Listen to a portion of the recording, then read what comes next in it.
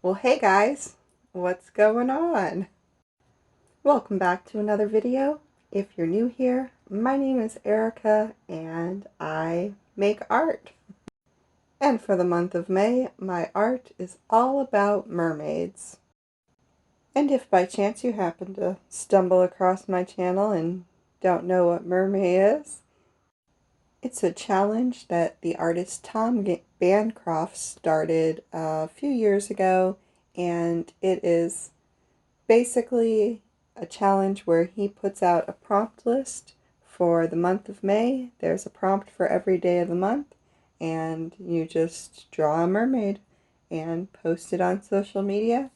And of course, there's not a lot of set rules to this. You don't have to use his prompt list, and you don't have to post a mermaid every day.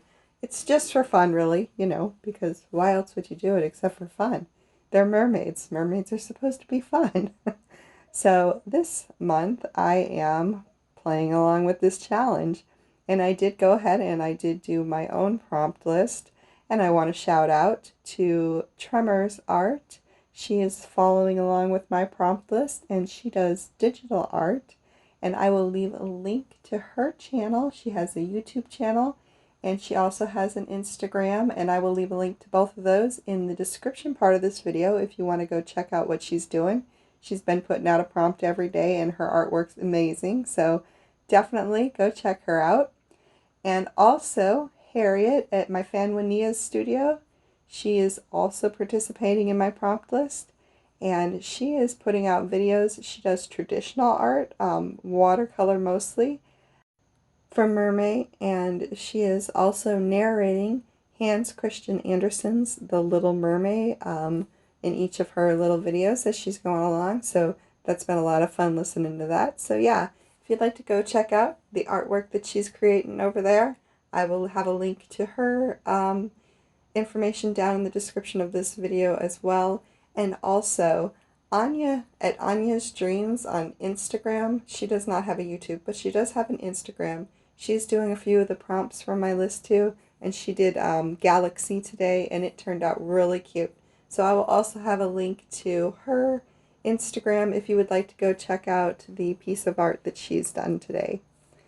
Or was it yesterday? It was one of these days. I think we're already into tomorrow today, but that's been how it's been going for these videos, so not that any of that really matters, because it's hard to tell what day is the date that you're watching this video on, so none of that's really relevant, I guess.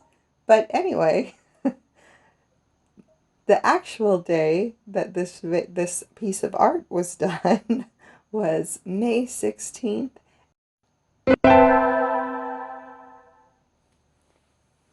And my prompt for today is supernatural. And the reason I chose the prompt supernatural was because it's one of my favorite TV shows. So, I figured I'd just throw that word in there. So, yep, that was the whole brainstorm behind this prompt.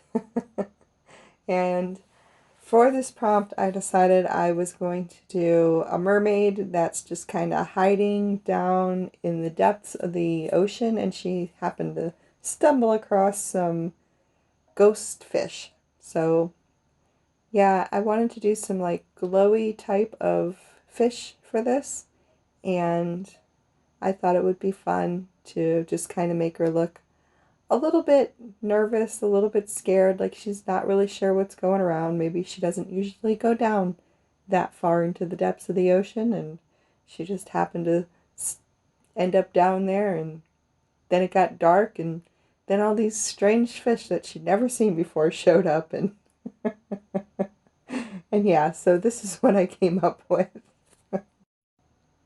And I'm not gonna lie, I really struggled with this one, especially with the hands and the arms where they were wrapped around her knees. I just felt like I just could not get that to look the way I wanted it to. I did eventually get to a point where I was pretty happy with it, but I really had a lot of erasing going on in the beginning of this one. And I do use a kneaded eraser quite a lot, which I really like. it does pick up the pencil without picking it up completely. So I find that very helpful when I'm sketching, because sometimes, like when well, obviously if you're watching these videos, you can see I go in a lot, quite often actually, and change things as I'm working through the drawing. And of course, those are the kind of issues I have when I don't really have a reference to look at. So if I were to have a reference, it wouldn't really be an issue as far as like working through the drawing. But when I do something and I don't really have a reference as I'm drawing, sometimes I'll notice that things don't look the same, or they don't look quite right to me, and I can go back in and like just use that kneaded eraser and kind of get rid of most of it, but not completely get rid of all of it. So then I can kind of go over it with the darker lines and work in how I really want it to look better. And then of course, once I get everything the way I want it, I do go back and erase with a regular eraser, just like one of those white rubber erasers. I don't like to really leave the pencil lines in there once I start using watercolor, because I'm just using a mechanical pencil and I don't know how that would show up underneath. I haven't tried it yet because I don't really want to, I guess, not be happy with the way it looks if I leave the pencil mark behind. I have seen many people use colored pencils and stuff like that, and that way they can go back through and when they go in with the watercolors and stuff like that, it's not as noticeable. The pencils kind of blend in, but I just don't do that.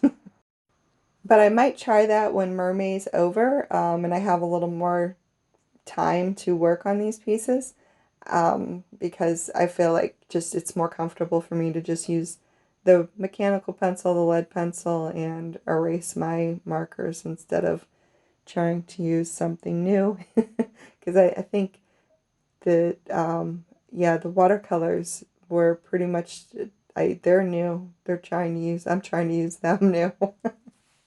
And I'm rambling again, and it's late at night again. I probably should not do audio commentary this late at night, but I'm doing it anyway. And hopefully nobody's listening. But I know some of you are listening. There's some of you that are listening. And if you are listening and you want to play along and you're a fan of Supernatural, go ahead and comment down in the comments. No chick flick moments. I'm sure anybody that watches Supernatural will understand that. I feel like I've been watching Supernatural forever. I mean, well, it's on its 15th season now, and it's about ready to end, but I've been watching it as long as it's been playing, and that's been a long time. Yeah, and even though I guess it's not really that long, it seems like a long time. And if you're looking for something to binge watch, there's 14 seasons on Netflix. And, eventually that 15th season will be up there too. Hard to say when, but yeah, it's almost over, and there's a ton of shows. There's 23 episodes in each season, I'm pretty sure. So it would definitely keep you busy for a while, and they're a lot of fun to watch. I think my favorite one was probably the one where Sam's imaginary friend comes and finds them to help them find out who's killing imaginary friends. And I know it sounds ridiculous when you say it like that, but oh my god, that episode was hilarious. Sometimes I wonder if the world's so weird right now because they're gonna stop showing Supernatural. I don't think it's meant to actually come to an end.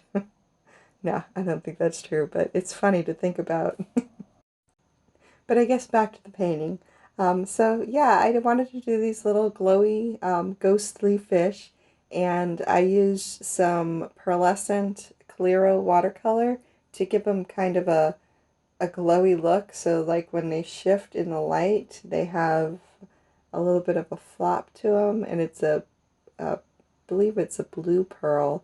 So it's kind of got like a bluish and a pinkish color.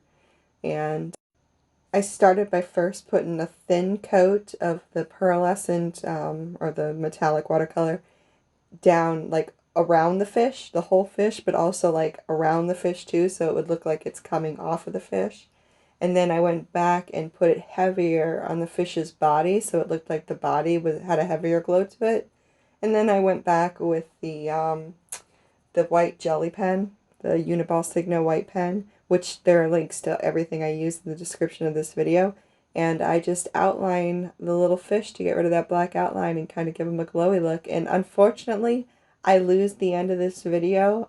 My camera died while I was filming and did not realize that it had died. So it's going to cut out here pretty quick before I actually finish. I didn't have a lot left to do.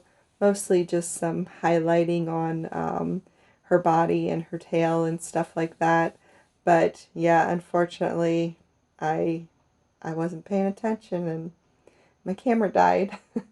So one of the other pictures I did lose some footage too, because I was sitting there and drawing and working on the piece, and I look over next to me and there was my phone sitting there, not recording.